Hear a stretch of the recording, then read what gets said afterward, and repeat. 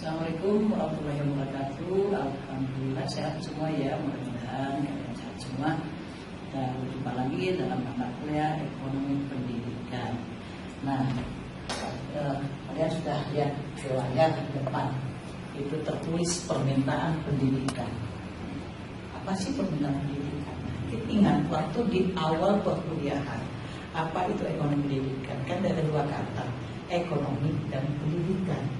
Jadi bicara tentang apa? Kita bicara tentang aspek-aspek ekonomi dalam pendidikan. Nah, salah satu aspek itu adalah ada faktor yang disebut permintaan kan dalam ekonomi. Nah, begitu dalam pendidikan ada yang disebut dengan permintaan pendidikan. Setelah ini nanti minggu depan kita bisa masuk ke penawaran pendidikan. Ya. Nah, kalian kan kalau mau bicara tentang permintaan pasti tahu apa itu permintaan. Ada yang masih ingat? Baca mikro. Apa itu permintaan? Coba kita nanti apa permintaan? Barang dan jasa yang diminta Barang dan jasa yang diminta. Kalau permintaan pendidikan itu termasuk barang atau termasuk jasa? Kita minta pendidikan, jasa. Ada permintaan terhadap pendidikan.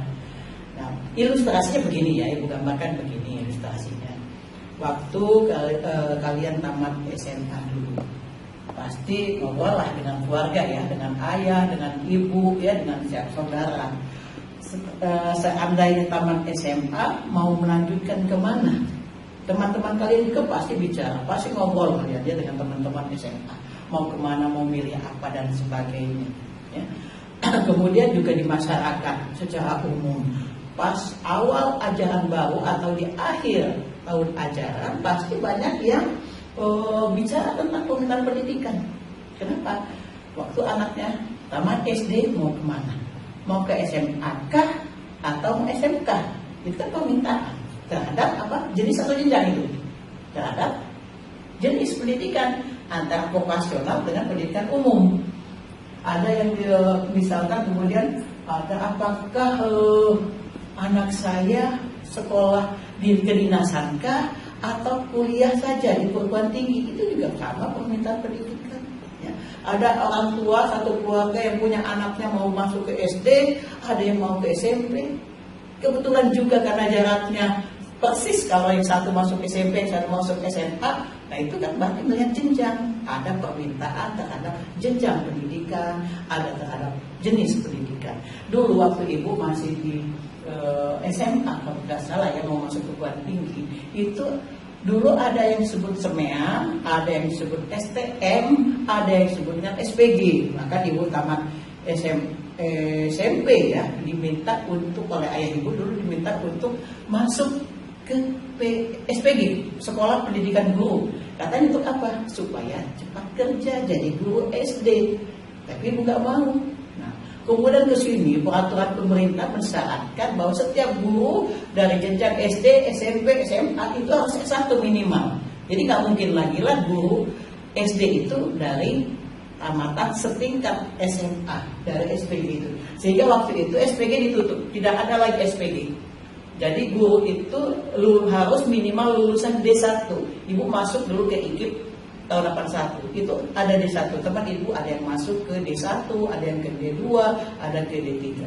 D1, D2 untuk ngajar di SD, SMP, D3 bisa ngajar di SMP, SMA itu harus S1. Bahkan D3 juga ada yang dari S1.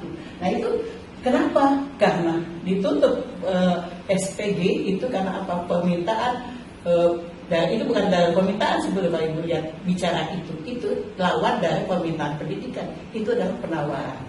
Pemerintah tidak menawarkan lagi guru-guru itu, guru SD adalah lulusan SPG, sehingga tidak ada lagi itu SPG, ditutuplah SPG. Kemudian tahun kesininya STM, kemudian tidak ada. SEMEA juga tidak ada, itu dari sisi penawaran. Kenapa? Pasti pemerintah melihat dari sisi permintaan. Kenapa ya banyak yang ke SMA? Nah itu adalah melihat permintaan pasar, dari pasar. Masyarakat tidak menginginkan anak-anaknya itu untuk bisa kuliah. Kalau sekolah kejuruan kan kejuruan ya SPG ya. nanti Fajar tahu kan kalau STM itu kejuruan atau sekolah umum? Kejuruan. Dulu Fajar dari SMA atau SMK? SMA umum. Kebanyakan itu adalah sekolah umum, bukan kejuruan. Karena apa? Dulu kejuruan itu diperuntukannya adalah untuk bisa bekerja setelah tamat, bukan untuk melanjutkan ke perguruan tinggi. Nah, sehingga melihat animo masyarakat, orang tua menyampaikan anaknya itu lebih ke SMA, maka digabungkanlah beberapa sekolah vokasional, STM, SMA itu menjadi satu sekolah yang disebut dengan sekolah menengah kejuruan. Ya. Nah, kita bicara itu, ya, permintaan pendidikan dari sekian anak tamat SMA, berapa persen coba yang mengikut, yang bisa sampai kuliah jadi mahasiswa? Tidak semua kan, tidak 100%. Ya. Jadi yang meminta banyak, tapi yang berhasil menjadi mahasiswa tidak 100%. Nah, jadi kita bicara ini ada hubungannya dengan demografis sebetulnya, ya. Nah, kalau kita melihat seperti ini, bicara tentang analisa dari Bank Dunia, ya, dari data dan proyeksi secara demografis, ya, tren populasi di masa depan itu banyak sekali menyediakan perkiraan produksi populasi dari masa depan. Populasi masa depan itu gimana? Kecenderungannya gimana? Ini berkaitan, Pak, sedikit akan berkaitan dengan yang disebut dengan permintaan pendidikan. Ya. Bisa dari kelompok umur kita melihat, kalau negara kita kelompok umurnya mana? Ingat apa yang disebut dengan Indonesia akan apa? Kita punya Indonesia emas, generasi emas. Ya, artinya kita generasi yang potensial untuk nanti menjadi manusia-manusia yang terdidik, ya, masa depan yang potensial untuk pembangunan. Minggu lalu kita bicara tentang pendidikan dalam pembangunan, ya, ingat masih seperti itu, ya, masalah tentang bagaimana peran pendidikan dalam membentuk manusia-manusia yang cerdas, yang memiliki keterampilan pengetahuan atau yang disebut dengan human capital, ya. Nah, manfaatnya apa? Kita bicara analisis demografis itu untuk menjelaskan pertumbuhan penduduk pada masa yang akan datang. Kenapa harus diprediksi? Kenapa harus kita analisa? Ini berkaitan nanti dengan penyediaan lembaga-lembaga pendidikan yang berkaitan dengan permintaan pendidikan. Nah, kecenderungan kita bicara kecenderungan, persebarannya, sehingga data-data yang berhubungan dengan demografi ini menjadi bagian penting di dalam analisa ekonomi pendidikan. Nah, kita bisa bedakan, kita bisa lihat perbedaan antara beban demografis antara negara berkembang dan negara maju. Ya, populasi di negara berkembang biasanya lebih banyak, lebih tinggi, ya, dibandingkan negara yang maju. Nah, sehingga tentu permintaan pendidikan dasar khususnya itu akan lebih banyak di negara-negara yang berkembang. Negara maju nggak jadi masalah karena pertumbuhan penduduk mereka tidak setinggi dengan pertumbuhan penduduk di negara berkembang.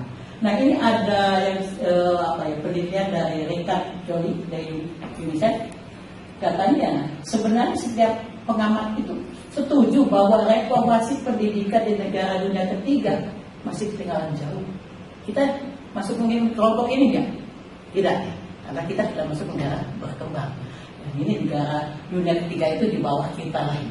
Mudah-mudahan memang seperti itu, ya, negara kita sudah tidak terlalu jauh tertinggal dibanding negara-negara dunia ketiga lainnya atau negara berkembang lainnya. Ya.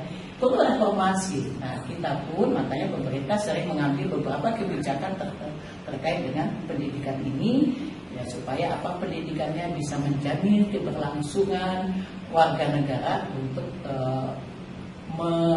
menjalankan haknya untuk mendapatkan pendidikan yang layak sebagaimana dijelaskan di dalam Undang-Undang Dasar 45. Nah, begitupun dari Frederick Harbison, dia mengatakan lebih jauh lagi bahwa sumber daya manusia itu bukan modal dasar dari kekayaan negara. Nah, ini sudah ibu singgung juga, ya, kepada materi kita sebelumnya bicara tentang pendidikan dalam pembangunan, ya. Jadi SDM ini merupakan bagian penting di dalam pembangunan suatu negara karena menjadi aset negara.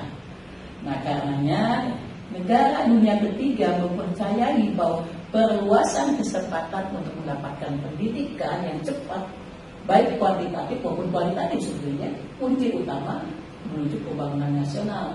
Semakin bertambah pendidikan, semakin cepat pembangunan. Nah ini yang berkaitan dengan masalah ini kaitannya dengan materi kita minggu lalu, ya, berkaitan dengan pembangunan. Pembangunan ini menjadi membutuhkan modal-modal manusia dan itu hanya dibentuk melalui pendidikan. Jadi sampai sini bisa dipahami? Oke, kita lanjutkan saja materi kita. Tadi sebagai pengantarnya, ini kita bicara inti dari permintaan pendidikan, ya. Jadi tadi sudah Ibu singgung pada di awal tadi bahwa permintaan pendidikan itu bisa kita lihat dari jenis maupun jenjang pendidikannya. Jenis dan jenjang, baik permintaan dari individu maupun dari masyarakat. Individu itu ya kalian lah, secara perorangan. Pingin kemana? Minta jenjang apa? Minta jenis pendidikan yang bagaimana? Nah, masyarakat kita bisa lihat secara keseluruhan di dalam satu area wilayah tertentu. Misalnya Kabupaten Bandung tahun ini masyarakatnya lebih banyak meminta menyekolahkan anaknya ke SMA. Nah itu berarti kita lihat permintaan masyarakat terhadap jenis pendidikan dari masyarakat. Ya. Jadi, kalau jenjang biasanya pasti dari umur. Tadi kita analisa demografis tadi ya. Kita bisa melihat itu dari umur. Umur itu kalau misalkan dari satu wilayah kebanyakan adalah anak usia sekolah menengah, sekolah dasar menengah, pasti akan banyak permintaan terhadap jenjang pendidikan SD dan SMP. Ya. Nah, lain halnya kalau di situ masyarakatnya penduduknya adalah usia misalkan 14 tahun ke atas, pasti akan banyak permintaan terhadap jenjang pendidikan sekolah menengah atas, SMA maupun SMK. Ya. Itu. Jadi ada jenis dan jenjang, ya, jenis dan jenjang. Nah, ini bisa kita lihat.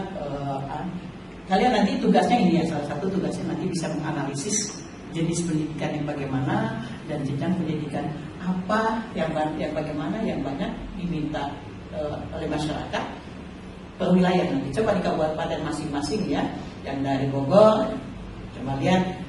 Dan analisis itu data di Kota Bogor atau Kabupaten Bogor, dari Kabupaten Bandung, Kota Bandung dan sebagainya. Ya, coba analisis, cari datanya. Mungkin kalian bisa mendatangi dinas pendidikan atau mungkin dari dinas kependudukan, bisa dilihat dari sisi usia bisa juga seperti itu ya. Jadi ini permintaan terhadap jenis pendidikan.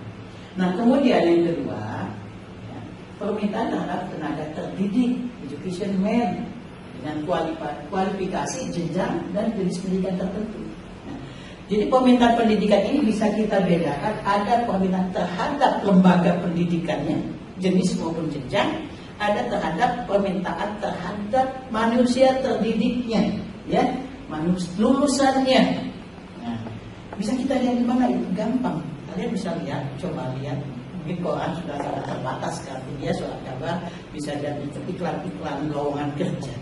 Coba baca di situ 1 bulan terakhir, lihat kualifikasi pendidikan apa yang diminta. Apakah yang sarjana kebanyakan yang dimintanya, kemudian yang sarjananya bidang apa, jenisnya bidang apa, ya, atau justru lulusan SMA yang banyak diminta. Kemudian lihat juga siapa yang memintanya untuk jenis pendidikan tertentu, misalkan ada yang komputer kan, ada jurusan apa ini?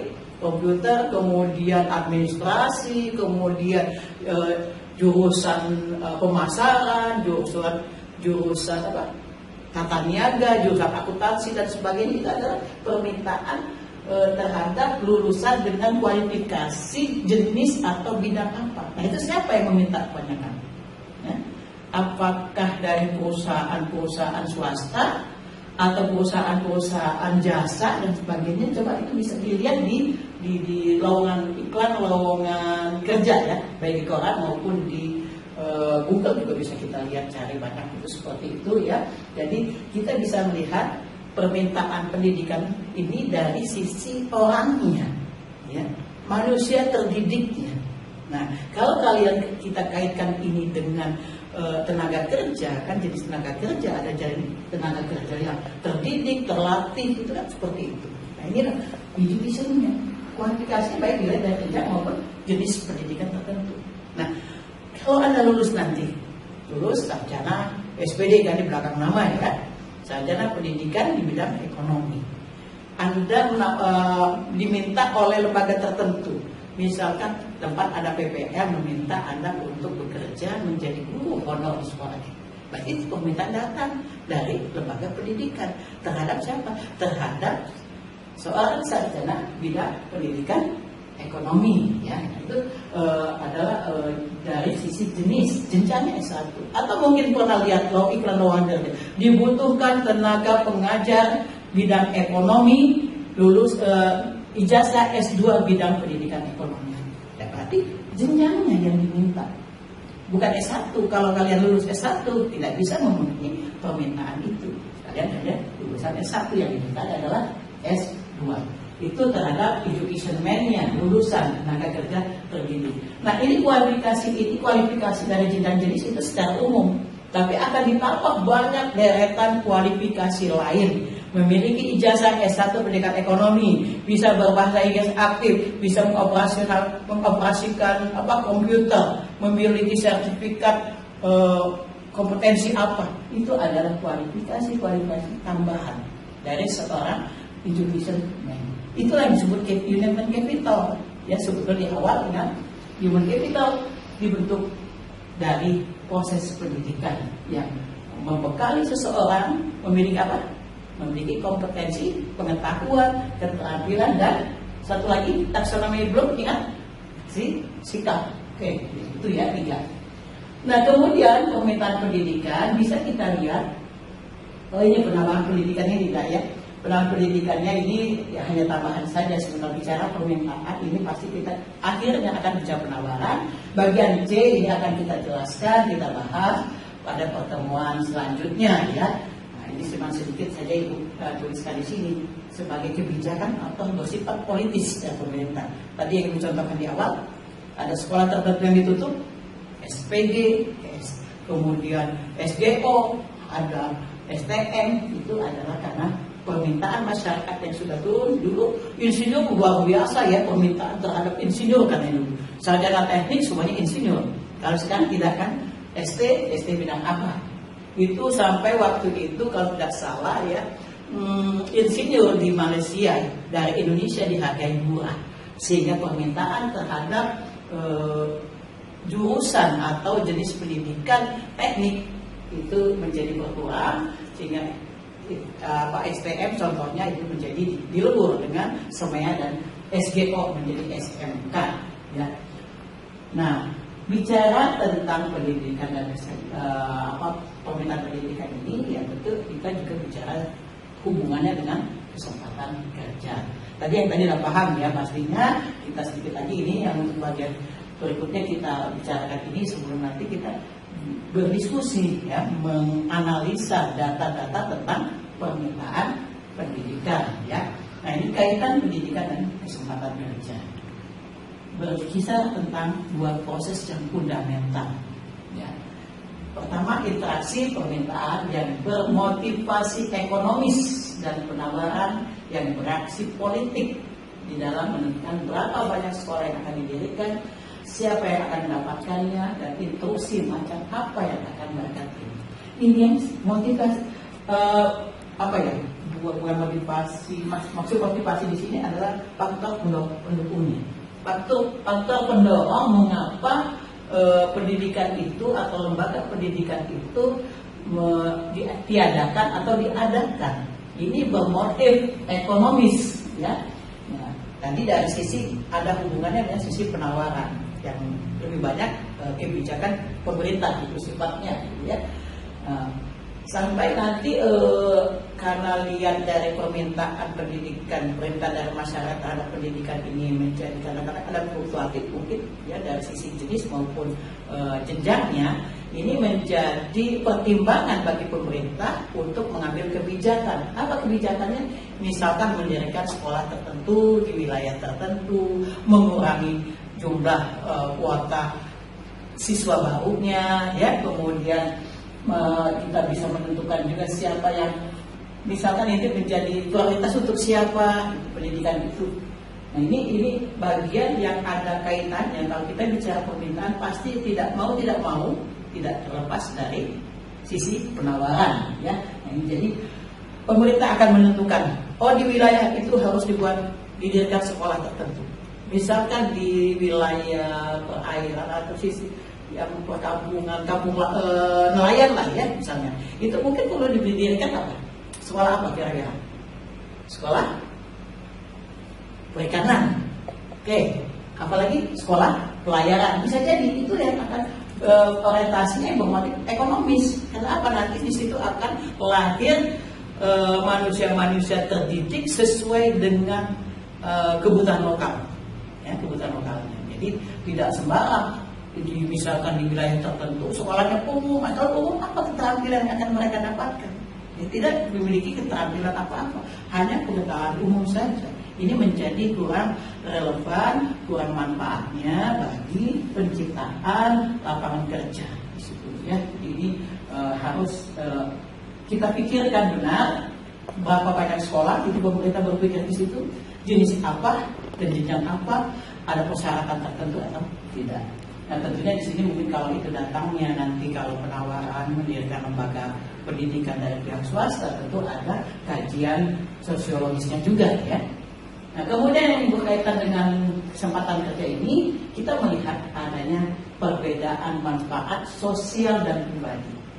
Ya, tentu manfaat bagi pribadi ibu misalkan ada sekolah tertentu yang ibu butuhkan itu pribadi, tapi masyarakat sekitar apakah dia manfaat atau tidak? Pendidikan sekolah itu belum tentu.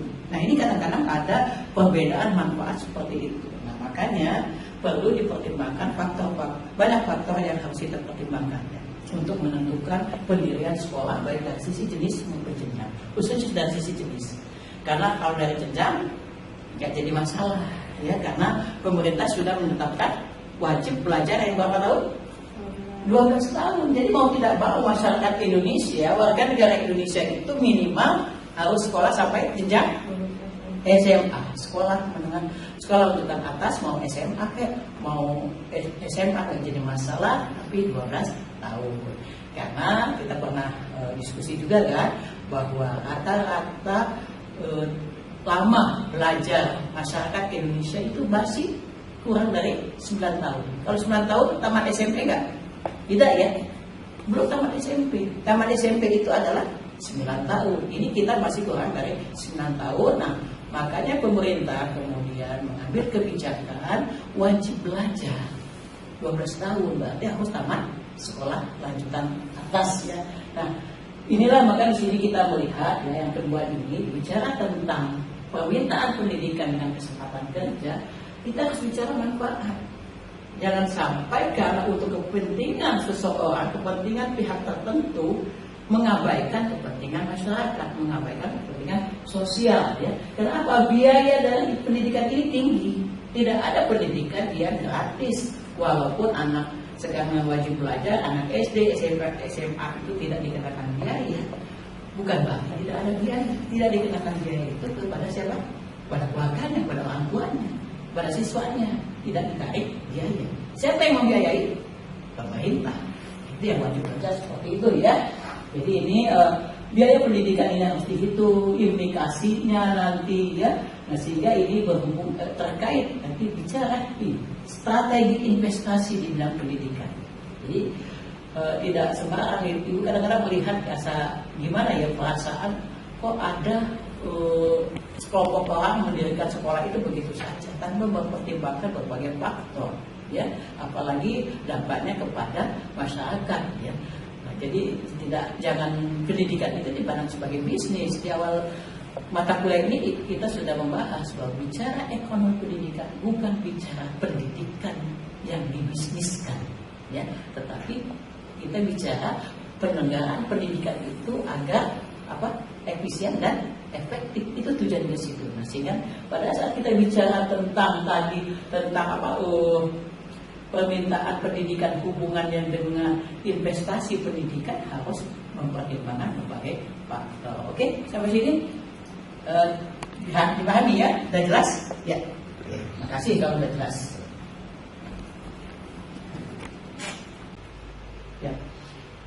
tadi kita sudah membahas apa itu pemetaan pendidikan dari jenjang dan jenis maupun dari sisi apa yang kaitannya dengan kesempatan kerja atau dari sisi penawaran.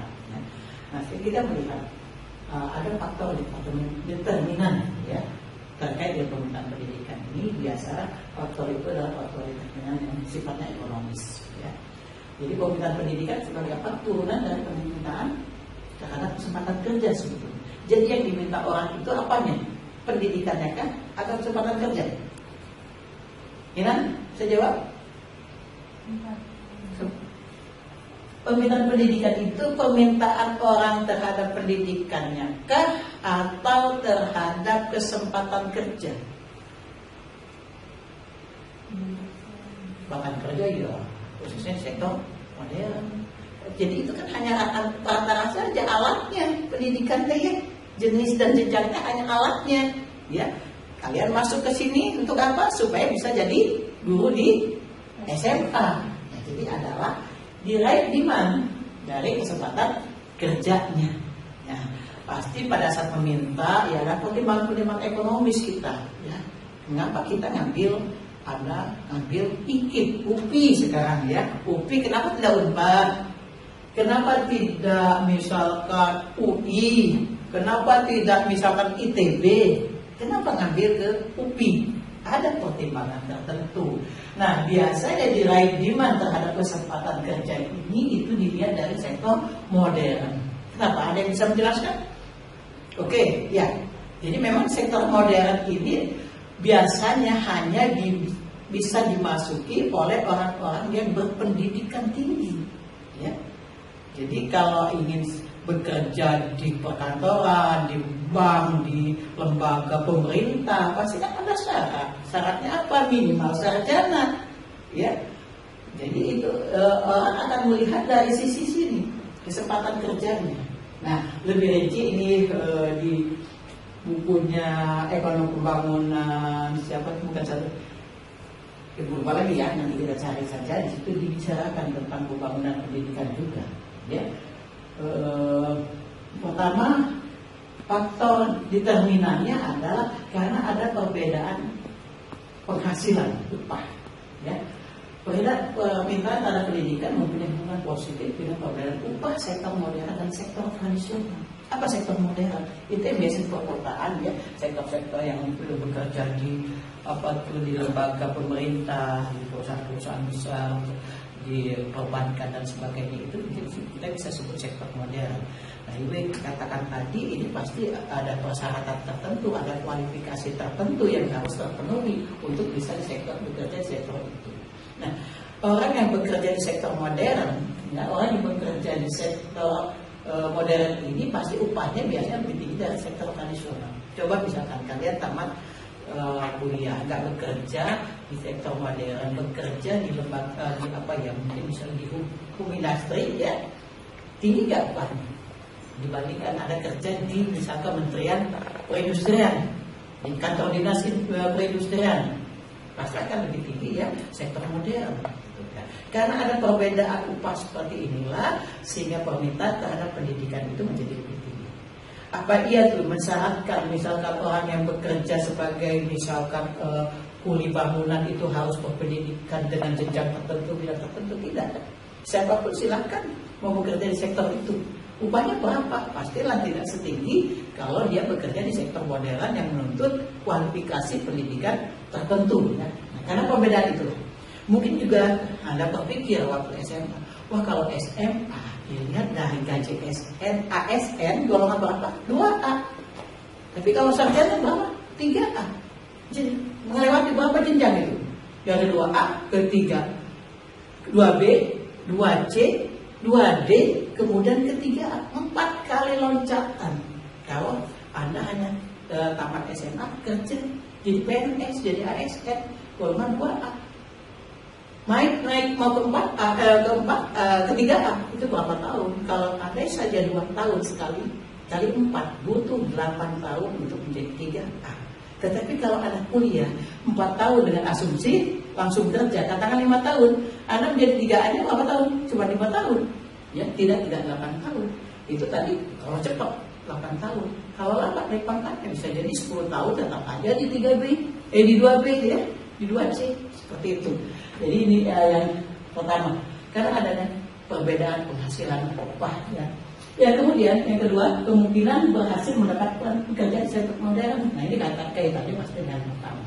Orang yang berpendidikan, apalagi berpendidikan tinggi, peluang dia untuk bekerja di sektor modern pasti lebih terbuka, lebih lebar. Jadi seperti itu, tetapi tidak menutup kemungkinan juga mereka yang lulus sarjana bekerja di sektor tradisional ada, ya. Dia ingin membangun desanya, dia pulang ke kampung, dia menjadi penggerak para petani. Itu lain lagi ceritanya, itu adalah kasus ya. Jarang-jarang sih orang yang sudah sarjana mau balik ke kota bekerja membangun desanya ya seperti itu. Tapi mudah-mudahan ada di antara kalian seperti itu nanti ya, SPD supaya pulang ke desa. Oke, kita lanjutkan ini. Yang ketiganya tadi yang ketiganya ya, determinan ketiga, biaya pendidikan individual yang bersifat langsung terhadap permintaan berbanding terbalik dengan ongkos yang bersifat langsung. Biaya pendidikan individual yang bersifat langsung. Ini yang ini 4 ada 5 ibu salah ininya ya. Ini maksudnya yang ketiga itu biaya pendidikan individual yang bersifat langsung. Ada 5 ya. Yang keempat adalah permintaan terhadap pendidikan. Yang kelima biaya pendidikan tidak langsungnya. Nah yang ketiga dulu. Ini ada 5 itu yang di bawah biaya itu adalah tempatnya. Ya. Biaya pendidikan individual bersifat langsung. Tadi ibu katakan kita membahas bahwa ada wajib belajar ya. Bisa kan 12 tahun ya. Bebas kan biaya? Iya untuk SPP. Tidak perlu bayar. Tapi apakah iya semua siswa yang sekolah itu tanpa biaya lain-lain? Ya tidak tentunya. Apa contohnya? Oke, biaya ongkos, apalagi beli buku. Kan tidak semua bukunya ditanggung oleh pemerintah kan? Tidak semua dibebaskan, semua dikasih, dibagi rata, semuanya dikumpulin, tidak. Ya, itu. Kemudian apa lagi? Oh biaya jajan, iya. Seragam apa dikasih enggak? Enggak kan? Seragam juga mungkin. Nah, itu bagian-bagian biaya langsung yang dikeluarkan siswa atau orang tuanya selama dia mengikuti pendidikan. Walaupun di wajib belajar itu tidak bayar SPP, tidak bayar biaya masuk, tetapi ada biaya langsung yang dikeluarkan. Tidak mungkin siswa itu tanpa biaya lain untuk kegiatan pembelajarannya yang tidak ada sama sekali. Dia beli alat tulis, dia beli seragam, uang jajannya, uang ongkosnya, semua itu biaya langsung dikeluarkan oleh siswa. Nah, itu ya teman. Jadi ini kalau itu semakin tinggi, nah ini hubungannya. Kalau yang tadi nomor 2 itu hubungan tinggi, semakin mudah mendapatkan pekerjaan di sektor modern, maka semakin tinggi tingkat permintaan pendidikan. Kalau nomor 3, semakin tinggi biaya pendidikan secara langsung, maka akan semakin rendah tingkat pendidikan. Jadi gimana kita bisa meningkatkan permintaan pendidikan? Ya, mau nggak mau pemerintah menanggung semua biaya. Ya, jangan sampai siswa sekolah itu dia nggak jadi pergi karena nggak punya ongkos, dia nggak bisa datang ke sekolah karena tidak punya seragam, tidak punya alas kaki, sepatu untuk sekolah. Nah, jadi kalau kita lihat hubungan korelasinya, nomor 3 ini adalah semakin tinggi biaya langsung yang dikeluarkan individu atau siswa, maka semakin rendah tingkat pendidikan. Tingkat permintaan pendidikan. Yang nomor 1 tadi kita belum hubungannya gimana? Oke, yang pertama ini semakin tinggi, semakin tinggi perbedaan upah antara sektor modern dan tradisional, maka semakin tinggi tingkat permintaan pendidikan. Ya. Oke, kita lanjutkan yang 4, pasti bisa ngambil kesimpulan juga ya. Yang keempat, permintaan terhadap pendidikan terbalik dengan ongkos yang bersifat langsung. Ini sebetulnya ya sama dengan nomor 3, tetapi tadi ini kita hanya menunjukkan saja bahwa kalau tadi yang nomor 1 adalah korelasinya negatif, kalau ini korelasinya tadi korelasinya positif, nomor 1 ya, semakin tinggi perbedaan upah, semakin tinggi tingkat permintaan. Nomor 4 itu semakin tinggi biaya langsung, maka semakin rendah tingkat pendidikan, tingkat permintaan pendidikan. Ya. Dan kelima, bahwa kalau kita bicara tentang biaya pendidikan, di samping ada biaya langsung, ada juga biaya tidak langsung atau yang disebut juga biaya oportunitas. Nah, ini sama sifatnya dengan nomor 3 dan 4. Semakin tinggi biaya tidak langsung, maka semakin rendah tingkat permintaan pendidikan. Jadi hubungannya negatif, ya, hubungannya negatif. Jadi kalau dari nomor 3, 4, 5 kalian pasti nanti bisa mengambil menunjukkan solusi apa sih sebaiknya. Ya, kalau kita biarkan ini tinggi, berarti kan masyarakat pasti tidak akan banyak meminta pendidikan. Pasti masyarakat akan tidak mau menyekolahkan anaknya karena biayanya terlalu tinggi. Ini yang jadi masalah di Indonesia tuh. Biaya tinggi sehingga masyarakat, orang tua itu, keluarga itu nggak mau menyekolahkan anaknya karena biaya yang mahal. Nah, inilah yang harus dipikirkan oleh pemerintah. Nanti kaitannya ini dengan masalah nanti materi terakhir kita ya. Kita bicara tentang pembiayaan dan anggaran pendidikan. Ya, ini seperti itu. Ini biaya-biaya ini faktor determinan yang menentukan terhadap permintaan pendidikan. Oke ya, bisa dipahami semuanya ya. Oke, itu saja yang untuk bagian akhir. Nanti sebentar ibu meminum dulu ya. Ini haus rasanya, ngomong terus dari tadi ibunya ya. Oke.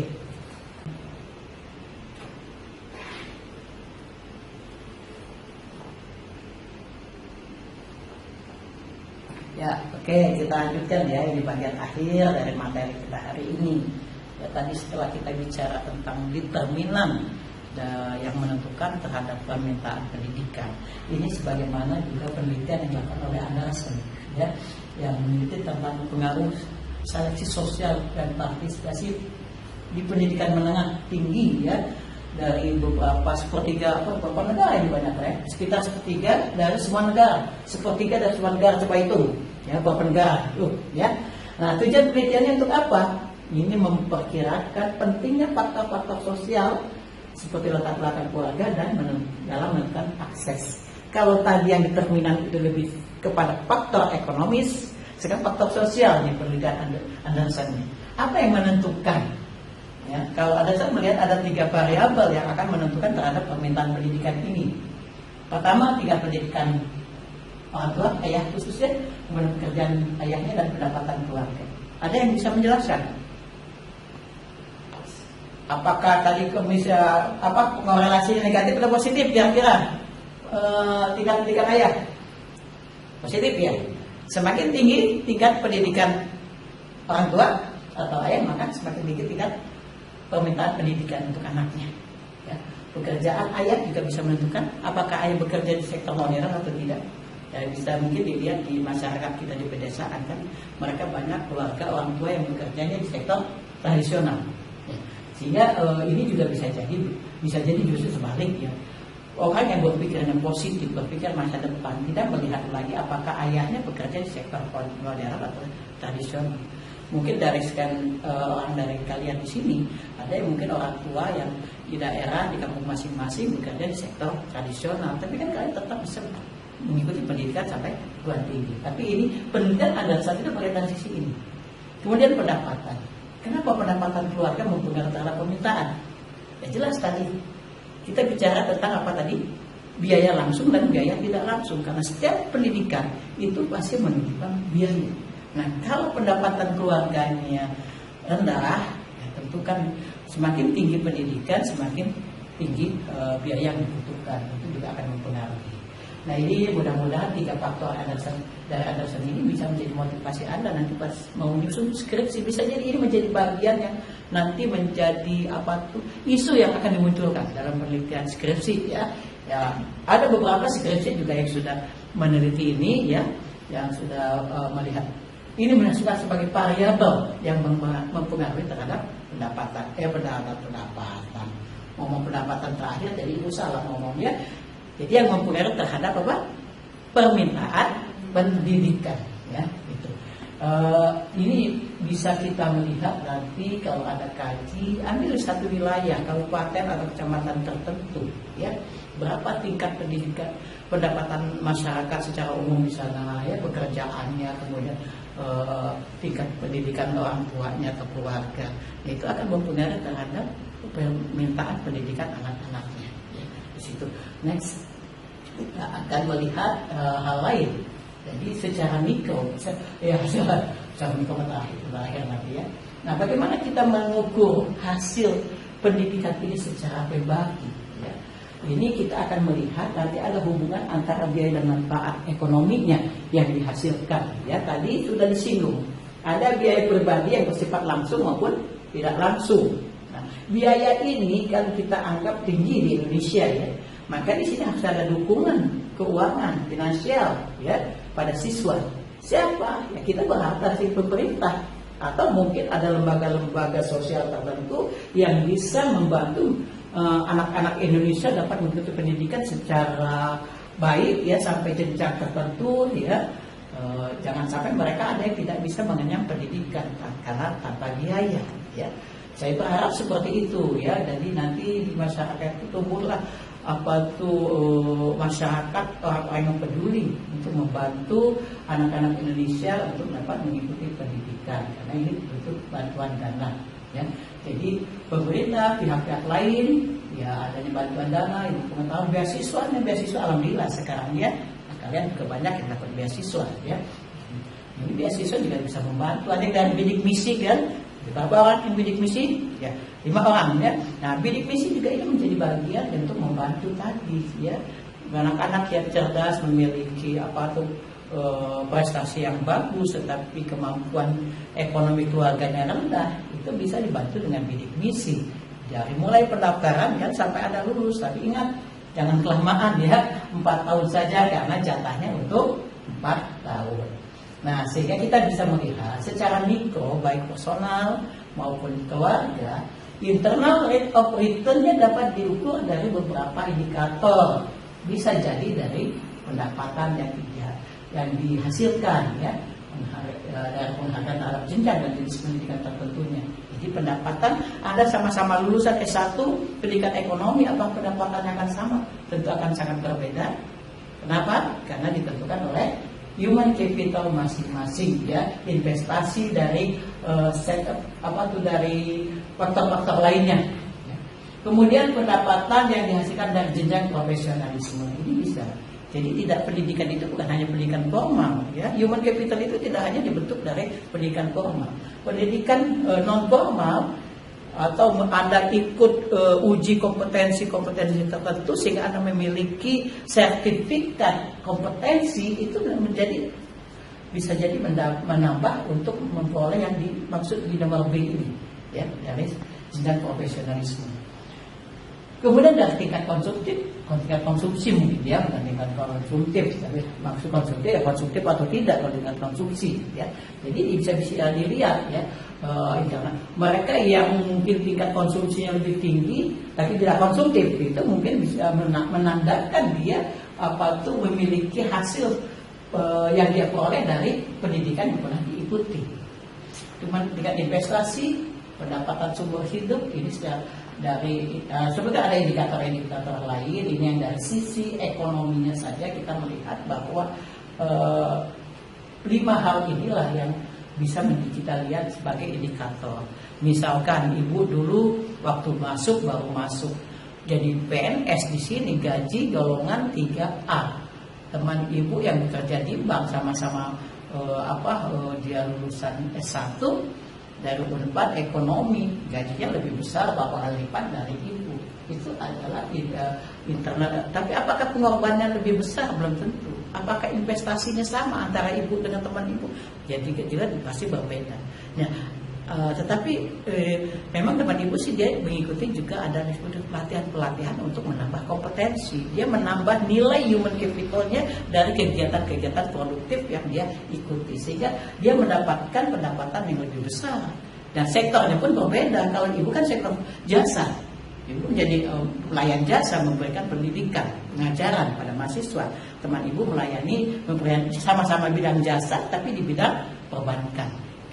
Ya, jadi ini materi kita ya, yang mudah-mudahan menjadi bagian penting yang harus Anda untuk memotivasi Anda menekuni pendidikan, bukan hanya formal di sini, tetapi Anda menambah nilai human capitalnya itu dengan berbagai aktivitas pendidikan lainnya, sehingga nanti ini kita dapat melihat